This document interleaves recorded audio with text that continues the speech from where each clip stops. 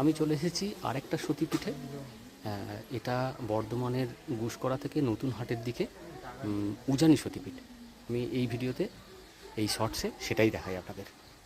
নতুন হাট থেকে মাত্র 2 কিলোমিটার দূরে ছোট্ট গ্রাম এই উজানি কুগ্রাম। দেবী এখানে মা মঙ্গলচণ্ডী রূপে পূজিত হন।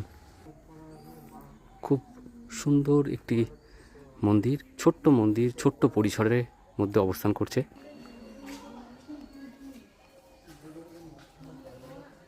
এই হলো মা মঙ্গলচণ্ডী মন্দিরের অবস্থান। রূপকাষ্ঠ,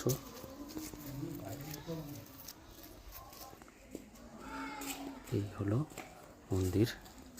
দেখাবো এবার দেবীকে। এই হলেন উজানির মা মঙ্গলচণ্ডী। কেমন লাগলো এই সতীপীঠ অবশ্যই সেটা